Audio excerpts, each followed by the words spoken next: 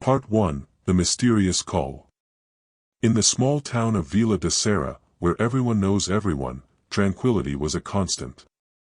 Isolated in the interior of Brazil, surrounded by vast forests and mountains, the town seemed immune to the world's great problems. However, this peace was abruptly shattered when Helena, a young teacher at the local school, received a call that would change her life forever. It was an ordinary night, with clear skies and shining stars, when the phone rang. The number was unknown, but something compelled her to answer it. On the other end of the line, a hoarse, whispering voice uttered just a few words, "They're coming. You're the only one who can stop them." Before she could ask who it was or what was happening, the call ended. Helena, who was never one to be easily shaken, felt a chill run down her spine. She tried to ignore it, thinking it might be a bad joke, but an unsettling feeling settled in her chest. The voice seemed to know something she didn't, something that might have been hidden deep in the town's history. In the days that followed, strange events began to occur. Birds, once abundant, disappeared from the trees, the river that ran through the town became murky, and at night, residents reported hearing strange sounds coming from the forest. Helena, now more suspicious, began to investigate on her own, visiting the local library and talking to the town's elders. It was during one of these conversations that she met Dona Marilia, an elderly woman who had lived in Vila de Serra since she was born. With tired but alert eyes, Marilia revealed to Helena an ancient legend, passed down from generation to generation, the legend of the shadow travelers, beings who would emerge when the land was corrupted by greed and destruction. These beings, according to the legend, would bring chaos, and only a chosen person could stop them. Helena, initially skeptical, began to connect the dots. The mysterious connection, the strange events, and now this forgotten legend. Doubt began to turn into real fear, but also into growing determination. If the legend was true, she needed to figure out how to stop these shadow travelers before it was too late. And so, Helena found herself at the beginning of a dangerous journey, where she would face not only supernatural forces, but also the secrets buried in the history of Vila de Serra. A journey that would test her and reveal dark truths she never imagined. Part 2, The Past Revealed. The days following the discovery of the legend were marked by growing tension in Vila de Serra. Helena continued to investigate, but now she knew she was dealing with something much bigger than she had imagined. Her first step was to try to understand more about the shadow travelers, and the supposed corruption of the land that would attract them. Dona Marilia, the elderly woman who told her the legend, had mentioned that the old books in the city library could contain more details about these creatures. Determined, Helena went to the library. The place was small, dusty, and rarely visited, but she felt that the answers were there, waiting to be discovered. At the back of the library, she found a locked room that seemed to have not been used for decades. With the help of the librarian, a man named Geraldo, Helena managed to get the key to get in. The inside of the room was stuffy and filled with shelves full of old books, many of them covered in dust and cobwebs. Among them, one caught her attention, a thick volume with a worn leather cover, with no title on the spine. When she opened the book, Helena realized that she was looking at a diary, written by a man named Ezekiel, who lived in the city in the late 19th century. Ezekiel was an explorer and naturalist who had moved to Vila de Serra in search of a cure for a mysterious illness that afflicted his wife. As she read the first pages, Helena was transported to that time, where Ezekiel described his discoveries about the forest and the strange occurrences that began to haunt the region. As she read on, Helena discovered that Ezekiel had found signs of an ancient civilization, now extinct, that had inhabited the region for centuries. They were known as the guardians of the forest and protected the land against evil forces that tried to invade the world of the living.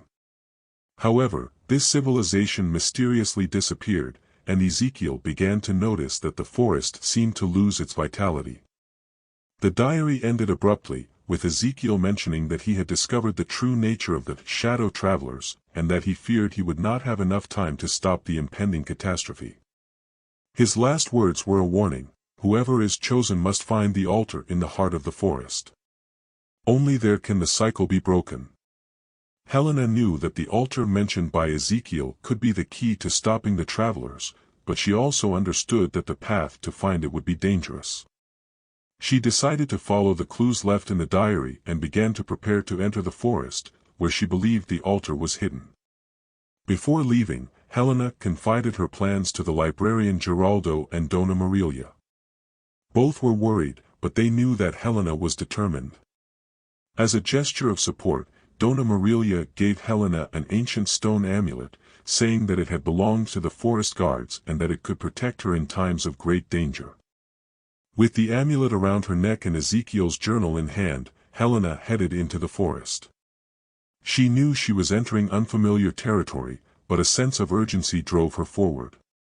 The trees seemed to close in around her as she advanced, and a feeling that she was being watched began to intensify. Deep in the forest, where the sunlight could barely penetrate, Helena began to realize that she was not alone. Whispers with no clear source, shadows moving at the edges of her vision, and a growing sense that time was running out. She didn't know what awaited her, but she was determined to keep going, for she felt that the answer to stopping the travelers was getting closer. Part 3: The Revelation in the Forest. Helena walked through the forest, each step taking her deeper into the heart of this mysterious place. The air was filled with an unsettling silence, broken only by the occasional sound of twigs snapping beneath her feet. The shadows around her seemed to take on a life of their own, as if the forest were watching and testing her resolve. After hours of walking, Helena came to a clearing.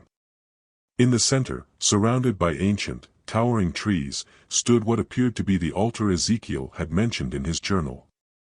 It was a stone structure, covered in moss and inscribed with strange symbols she could not decipher.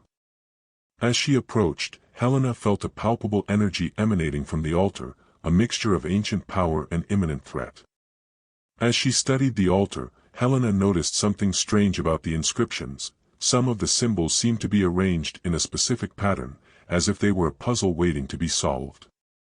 Remembering the amulet given to her by Dona Marilia, she removed it from her neck and held it over the symbols. To her surprise, the amulet began to glow with a soft light, and the symbols on the altar responded, emitting a faint glow. Suddenly, Helena heard a whisper coming from the shadows surrounding the clearing. She turned quickly, but saw no one. The whispering intensified, transforming into a cacophony of indistinct voices. The forest, which had previously seemed merely mysterious, now became menacing. Helena realized that the shadow travelers were close, drawn by the activation of the altar. Wasting no time, she placed the amulet in a cavity in the center of the altar, as if it were a key. The glow of the symbols intensified, and the earth around the altar began to tremble. A portal, made of pure darkness, appeared out of nowhere, floating above the altar. The voices around Helena grew louder, almost deafening, as if the shadows themselves were trying to stop what was about to happen. Helena knew she couldn't hesitate. She closed her eyes for a moment, took a deep breath, and then stepped into the portal. Immediately, she was enveloped by a thick, suffocating darkness. The sensation of falling, being pulled into the unknown, overcame her. Then, suddenly, everything stopped. She found herself in a completely different place. The darkness had given way to a vast field illuminated by a soft, diffuse light. Ahead of her, Helena saw indistinct figures, like moving shadows. They approached slowly, revealing themselves as the shadow travelers. They were tall, slender beings, humanoid in shape but with indistinguishable faces, wrapped in black cloaks that seemed to blend in with the surroundings. One of the travelers stepped forward, extending a skeletal hand toward Helena. His voice, when he spoke, was cold and charged with an ancient power. "You should not be here, mortal. This is the traveler's domain, and your presence upsets the balance." Helena felt a deep fear, but also a fierce determination. She knew she had not come this far to back down now. "I am here to stop you. I will not allow you to destroy my city, or any other place. The traveler who had spoken let out a dark laugh. You speak as if you have a choice. Your fate was sealed long ago. Your world is destined for darkness. Helena, however, remembered Ezekiel's last words in the journal. Something about this place, this moment, was different from what the travelers were used to. She focused on the energy she felt emanating from the amulet, now clutched in her hand. She knew she had to do something to break the cycle and restore the balance. Inspired by this new understanding, Helena lifted the amulet and held it above her head. The light it emitted was intense, and the travelers recoiled, hissing and writhing as if burned by the light. The field around them began to dissolve, and the clearing in the forest began to form around them again. Helena, now back in the clearing, still held the amulet, but something had changed. The voices had stopped, and the portal had disappeared. But she knew that this was only the beginning. The travelers had been driven back, but not destroyed. They still lurked, waiting for their next opportunity. With renewed determination, Helena prepared herself for the final battle she knew was coming. To defeat the travelers once and for all, she would need to fully understand the legacy of the forest guards and find a way to permanently seal the passage between the two worlds. Part 4: The Legacy of the Forest Guards. After her confrontation with the shadow travelers, Helena returned to the village with a new understanding of the danger she faced. The shadows had retreated, but she knew the relief would be temporary. To seal the path between the two worlds for good, Helena needed to unlock the secrets of the forest guards, the ancient civilization that had protected the land for generations. Upon returning to the city, Helena realized something was wrong. The once clear sky was now covered in dark clouds, and the city was enveloped in a sense of fear and despair. The people seemed quieter, their expressions somber. It was as if the evil she had faced in the forest was beginning to seep into Saraville. Helen knew she had to act quickly. Determined to learn more about the forest guards, she returned to the library and searched for even older records. Geraldo, the librarian, helped her find a book that had almost been forgotten, a manuscript written by the first settlers of the region, which described their interactions with the last remnants of the guards. In the manuscript, Helena discovered that the forest guards were not only protectors, but also beings deeply connected to the very essence of the land. They possessed ancient knowledge about how to maintain the balance between the world of the living and the world of shadows. Most importantly, however, there was an ancient ceremony, performed in a sacred place, that could permanently close the portal between the two worlds.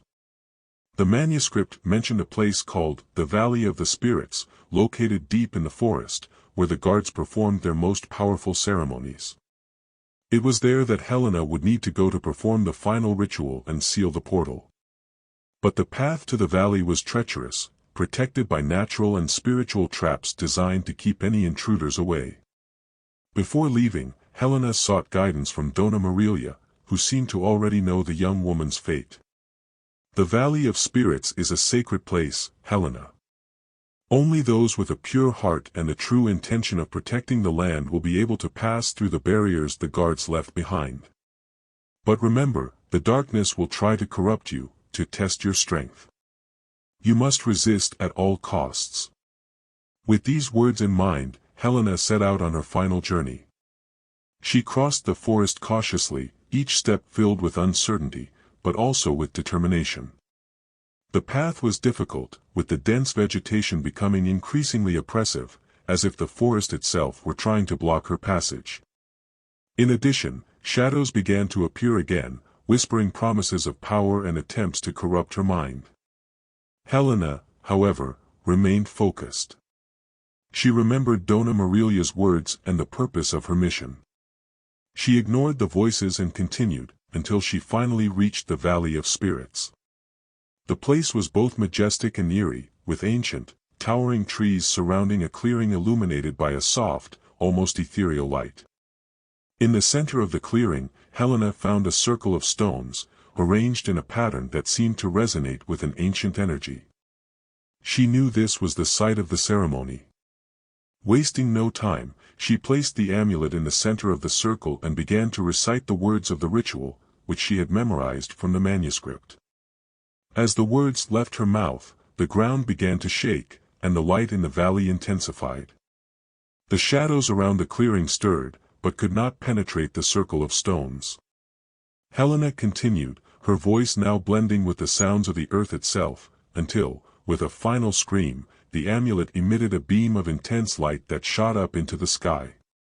At that moment, the portal that had appeared earlier in the forest appeared again, but this time it was not made of darkness.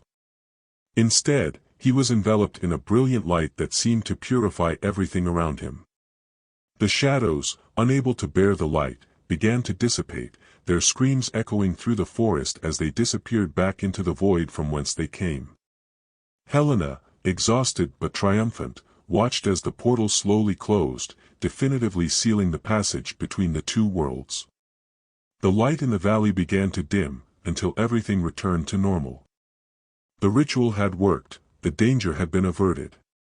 But Helena knew that her mission was not yet complete. Despite having sealed the portal, something inside her told her that the shadow travelers would not give up so easily. The legacy of the forest guards, now in their hands, would need to be passed on so that future generations would be prepared for whatever might come. With this thought, Helena began her walk back to Sarah village, aware that, although she had won this battle, the war to protect the land and the balance between the worlds was far from over. Part 5, The Last Battle. Helena returned to Villa de Serra feeling the weight of everything she had been through. The city was calmer, and the oppressive feeling that had previously hung in the air had dissipated. The dark clouds parted, revealing a clear, sunny sky, as if nature itself were celebrating victory. However, Helena knew that the calm was only temporary. In the following days, she began to notice changes in herself. The visions of shadows had ceased, but in their place a deep connection with the land around her emerged. She could feel the life pulsing in the trees, the river, the animals. And with this connection came the understanding that the battle against the shadow travelers was not yet over. One night, while reviewing Ezekiel's journal for the last time, Helena found a page that had previously gone unnoticed. Ezekiel mentioned a final guardian, a being who would emerge when the cycle of darkness was about to begin again. This guardian, the journal said, was the last line of defense, destined to face the travelers in a direct confrontation to decide the fate of the world. Helena felt a chill as she realized that the final guardian was destined to be her. The connection she felt with the land was not just a gift, it was a burden and a responsibility. The forest guards had chosen her as their successor, and the final confrontation with the shadow travelers was approaching. With renewed determination, Helena began to prepare for battle. She spent days studying the journal and the ancient texts in the library, trying to understand the powers she now possessed. Dona Marilia and Geraldo were by her side, offering support and wisdom, but they both knew that, in the end, Helena would have to face the travelers alone. Finally, on the night of the winter solstice, Helena felt that the moment had come. The full moon illuminated the city, but an intense cold cut through the air. The land seemed to hold its breath, waiting for what was to come. And then, as if answering a call, the shadows began to gather in the forest. Helena walked to the same clearing where she had performed the ritual, the amulet now glowing brightly on her chest. The shadows appeared, more numerous and powerful than before. The shadow travelers materialized around the clearing, surrounding her. Their faceless eyes glowed with an evil light, and their presence held the promise of destruction. The leader of the travelers, the same figure Helena had first encountered, approached. His voice was a cold whisper, filled with contempt. "Guardian, do you truly think you can stop us? This world is ours by right. Darkness is inevitable." Helena, despite her fear, stood her ground. She raised the amulet and a surge of energy coursed through her, connecting her with the earth and the ancient forces of the forest guards. "This world belongs to life, to light. And while I am here, you will take nothing. The ensuing confrontation was epic. The shadows advanced on Helena, but she channeled the energy of the earth to create barriers of light, repelling their attacks. The amulet emitted blasts of power that burned the travelers, but they continued to advance, their voices forming a chorus of hatred and darkness. Helena felt the energy within her surge, as if the earth itself were lending its strength to her. Her every move was guided by an ancient instinct, and she became one with her surroundings. However, the travelers were relentless, and she knew she could not maintain her defense for long. Then, in a moment of desperation and clarity, Helena understood the true purpose of the amulet and the legacy of the guards. They were not meant to simply seal the travelers away from the world, they were meant to purify them, to transform darkness into light. With this knowledge, Helena decided to risk everything. She focused, channeling all her remaining energy into a single burst of light. The amulet on her chest shone like a sun, and Helena directed that light directly at the leader of the travelers. The light was so intense that the entire clearing was enveloped, blinding the shadows and destroying the darkness around them. The screams of the travelers echoed through the forest as the light consumed them. Helena felt the pain and sacrifice of those beings, but also the liberation, as if they were being cleansed of an ancient evil. The light finally dimmed, and when Helena opened her eyes, the travelers had disappeared. The clearing was quiet, and a sense of peace enveloped the place. Helena, exhausted and still holding the amulet, realized that the battle was finally over. The darkness had been transformed, and balance restored. With the portal closed and the travelers cleansed, the land could finally prosper in peace. When Helena returned to Sarah village, she was welcomed as a hero. But deep down, she knew that the true hero was the legacy of the forest guards, who had chosen her to complete this mission. She kept the amulet in a safe place, so that if evil ever returned, future generations would remember what was done. And so, the story of Helena and the Shadow Travelers became a legend, told for generations, reminding all that light always prevails, even in the darkest times.